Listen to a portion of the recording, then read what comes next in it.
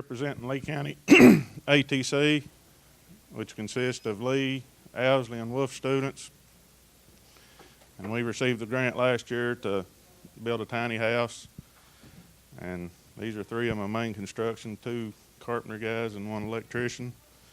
So they've got a PowerPoint, and I'm going to, let's see, I'll introduce them: Michael Ackerman, Matt Riley, and Jacob Osborne. We've got a few others that were here that helped, and one new guy that's going to be helping with next year's. Unfortunately, these guys are all seniors, so they're going on. But hopefully they'll be around to help. But I'll let them do their presentation and show you what we've done this year. Well, hello and good morning. Like Mr. Judd said, I'm Michael Ackerman. I'm a senior at Lee County ATC.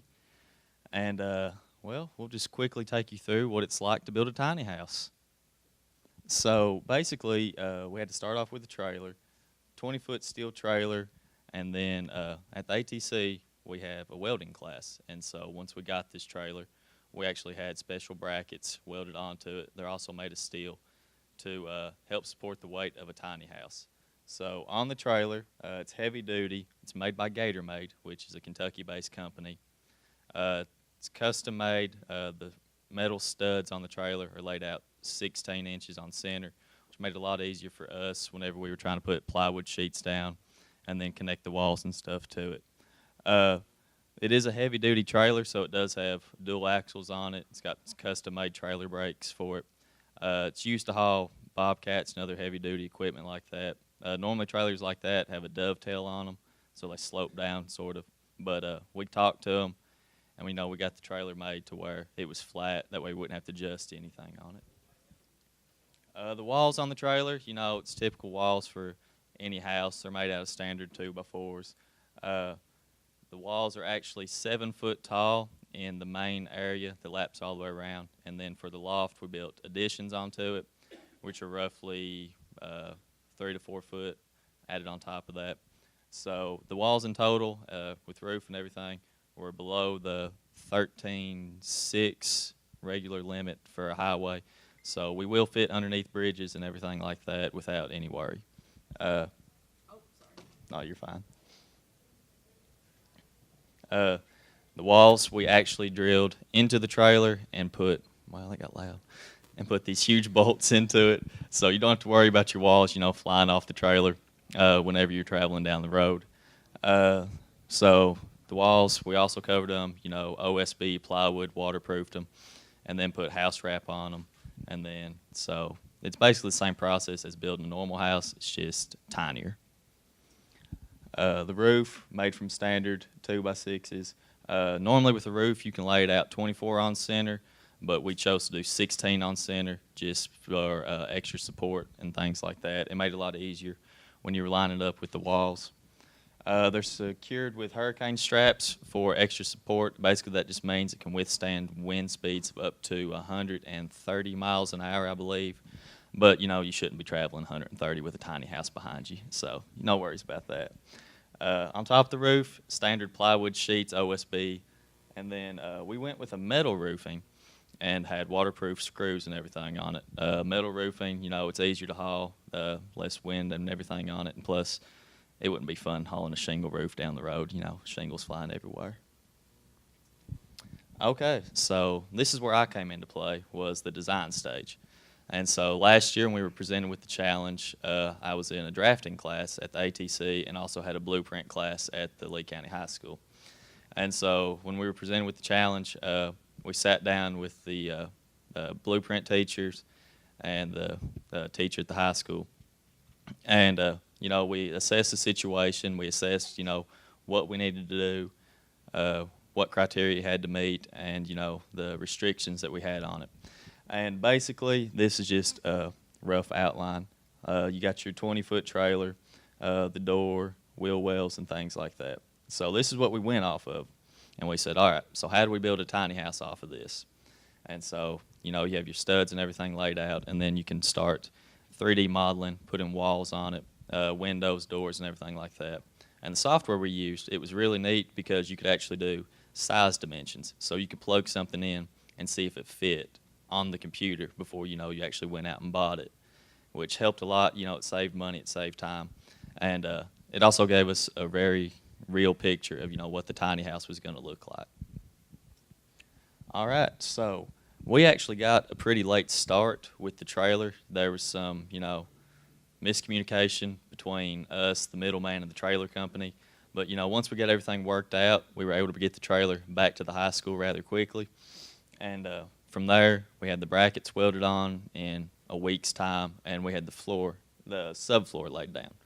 So on the subfloor, we do have, I think it's quarter-inch insulation, quarter-inch, half-inch insulation underneath it, and then plywood on top of it. And then when we got that laid out, we went inside and we took duct tape, markers, and things like that, and we got on the floor and started marking out where rooms went, where appliances were going to go, where doors and windows and things like that, where walls were going to overlap. And here you can kind of see different pictures. This is just us, you know, out in the shop trying to decide, you know, what looked best where it would fit, where you had the most room, where you could give, where you could take. In a tiny house, you know, it's all about compromise and, you know, where you're willing to take something and give it to someplace else. And so this is just more slides of what the trailer looked like before and, you know, putting the subfloor and everything on it. All right. So next came the framing stage, and that means that we moved the trailer outside because, you know, our garage door wasn't tall enough, which means that we had to brave through the elements of 30 degrees weather multiple times and rain, snow, everything. We were up there working on this tiny house. And so framing, the walls are 16 by 7, I believe, is the actual dimensions of them. And so with that in mind, we built them inside. You know, we cut out windows, framed them, framed the doors and everything like that. And then the difficult part was, you know, moving it outside and getting everything squared away, because you don't want your house to be leaning one side to the other, or, you know, one side to be taller than the other. And one of the main difficult things about that was when you put this extra extension on top of that, because, you know, you want your studs to line up, and you could tell if a wall was off a little bit because those extensions wouldn't line up just right. So you had to sit there and you had to play with it a little bit, and you had to, you know, get it back in line. So the next couple slides will just be examples of us framing. In this picture, you can see an example of one of the straps that we use, the hurricane straps to bolt it down. You can't actually see it, but right here, there's a bolt roughly that long that we drilled into the trailer, and there's roughly 12 of them throughout the whole trailer supporting it, supporting the walls to the trailer.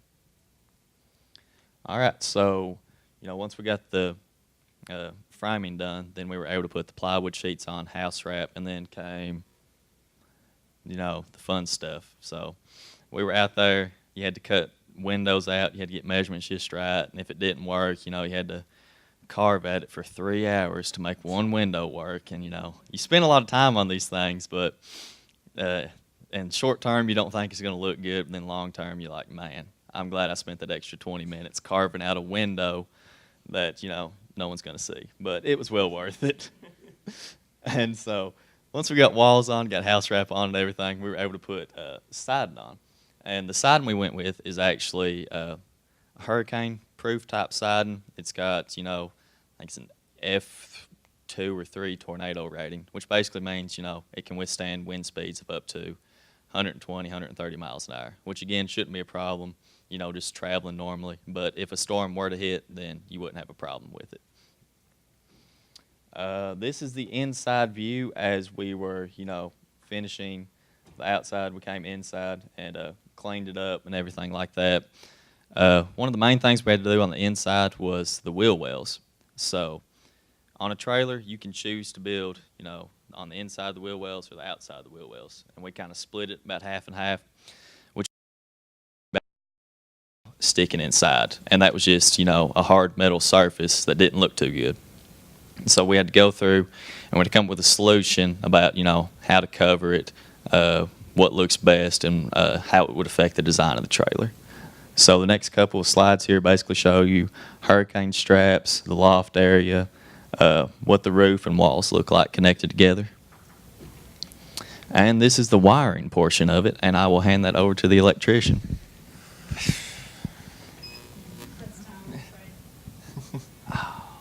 Look what you did. You talk too much. Well, I only have 9 minutes on the elapsed time on your PowerPoint, so it's only been 9 minutes if you guys want to shimmy through these. Fast. Well, there ain't much to say about the electrical.